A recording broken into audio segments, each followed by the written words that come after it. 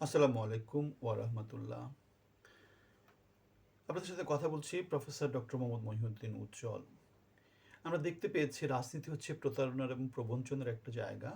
১৭ বছর যারা সামনে থেকে স্বৈরাচার বিরোধী ফ্যাসিস্ট বিরোধী আন্দোলন করেছিল, তাদের বর্তমানে রাজনীতিতে অথবা রাজনীতির আশেপাশে শীর্ষ নেতৃত্বের কাছে তাদের মূল্যায়ন হয় না। রাকিবুল ইসলাম রাকিবকে পায়ের কাছে বসতে দেয়া, সেখান থেকে ধাক্কা মেরে তুলে দেয়া এবং দূরে সরিয়ে দেয়া, সেটা আমাদেরকে যেটা বলে সেটা হচ্ছে গিয়ে কুকুর বিড়াল থেকেও রাকিবুল ইসলাম রাকিবকে খারাপভাবে মূল্যায়ন করা হয়েছে।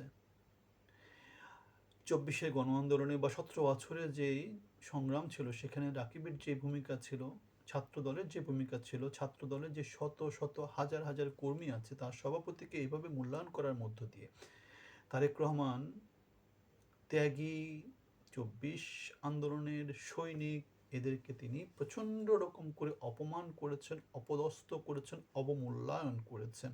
হাজার হাজার কোটি টাকা ঋণ খেলাপিদেরকে তিনি নমিনেশন দিয়ে, দেশে বিদেশে পলাতক নেতৃবৃন্দকে নমিনেশন দিয়ে তিনি তার যেই হাওয়া কেন্দ্রিক একটা চক্র ছিল, লুটপাটের একটা চক্র ছিল, তিনি সেই চক্রকে আবার সক্রিয় করছেন এবং তিনি আলিবাবা ৪০ চোর হয়ে যাচ্ছেন, সেটাতে আমাদের কোনো রকমের সন্দেহ নাই। এই লুটপাটকারী চক্র, পালিয়ে যাওয়া চক্র, যারা হাসিনার সাথে যোগ সাজসে বাংলাদেশের ক্ষমতা ভোগ করেছিল, এখন আবার এই চক্রটাই, তারেক রহমানের মঞ্চ থেকে জয় বাংলা জয় বঙ্গবন্ধু স্লোগান আসে, সুতরাং এই চক্রটাই আবার নতুন করে হাসিনার সাথে লিয়াজও করে তারা ৭০ বছরের একটা ফ্যাসিজম তৈরি করা, প্রতিষ্ঠা করার স্বপ্ন দেখছে। আওয়ামী লীগ এবং বিএনপি দুজনার সেটা আমরা দেখতে পাই। মির্জা ফখরুল ইসলামের নৌকাকে মিস করার মধ্য দিয়ে আমাদেরকে ফেলে দিল্লিতে চলে গেছেন,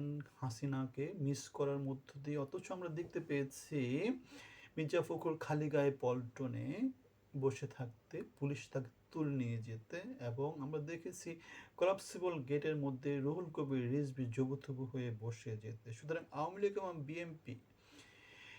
বিএনপি এবং আওয়ামী লীগ ধানের শীষ এবং নৌকা একই সাপের দুই বিষ, নৌকা এবং ধানের শীষ একই সাপের দুই বিষ, এটা হচ্ছে কথাটা আমরা এই কার্যক্রমগুলো থেকে দেখতে পাই।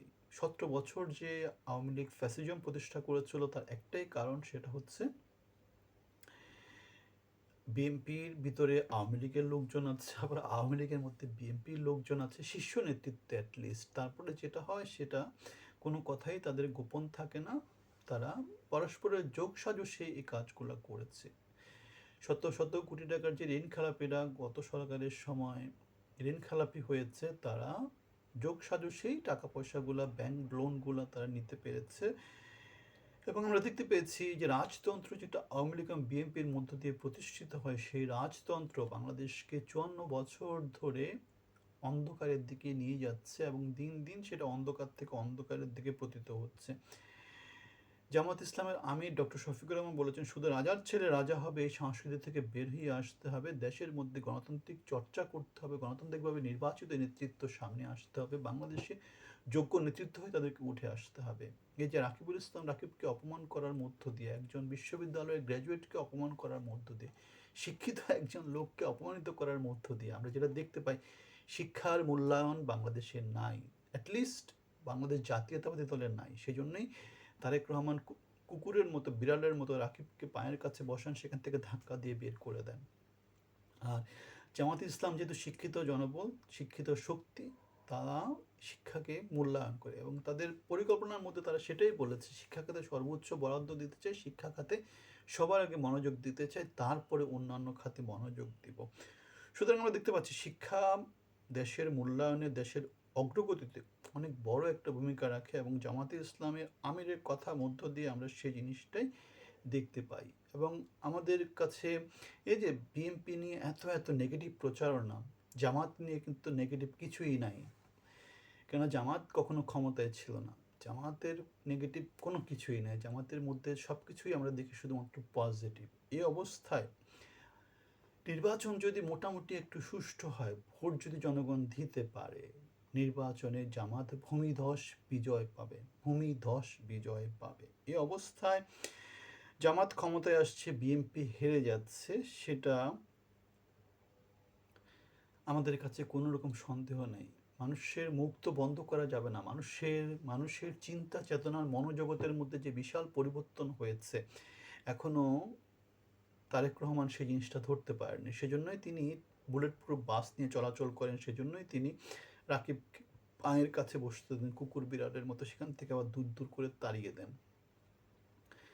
সেজন্যই তিনি ৭ স্তরের নিরাপত্তা পান, সেজন্যই তিনি রাজনীতিকে মূল্যায়ন করেন না। তিনি রাজতন্ত্রের ভিত্তিতে এখনো বড় হচ্ছেন, রাজতন্ত্রকে তিনি ধারণ এবং লালন করেন। সুতরাং এই অবস্থায় আমরা এই কথা নির্দ্বিধায় বলতে পারি, নির্বাচন যদি সুষ্ঠু হয়, বাংলাদেশ জামাতে ইসলামী বাংলাদেশে একটা ঐতিহাসিক সন্ধিক্ষণে বাংলাদেশকে নিয়ে যাচ্ছে, এবং যেই সন্ধিক্ষণ থেকে বাংলাদেশ পেছনের দিকে আর ফিরে তাকাবে না। কারণ এই অবস্থায় বাংলাদেশে জামাত যদি একবার ক্ষমতায় যায়, তাদের যে যুগান্তরকারী যে পলিসিগুলো, শর্ট টার্ম লং টার্ম প্ল্যানগুলো, সেগুলা বাংলাদেশকে শুধু উপরের দিকেই নিয়ে যাবে, রাজনীতিকে শুধু উন্নতিই করবে। কেন, জামাতের সাথে কেউ পারবে না।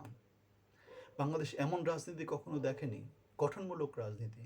তাদের নেতৃত্ব গঠনমূলক, ডাক্তার, ইঞ্জিনিয়ার, নানা রকমের প্রফেশনালস, বিজনেসম্যানদেরকে দিয়ে ছড়াছড়ি। অন্যদিকে বিএনপিতে হচ্ছে সবাই ব্যাংক খেলাপি, ঋণ খেলাপি, চোর, বাটপার, খুনি, এদেরকে দিয়ে। সুতরাং শহীদ জিয়ার যে বিএনপি, খালেদা জিয়ার যে বিএনপি, তারেক রহমানের বিএনপি এক না। তারেক রহমানের হাত দিয়ে বিএনপির ধ্বংস হচ্ছে।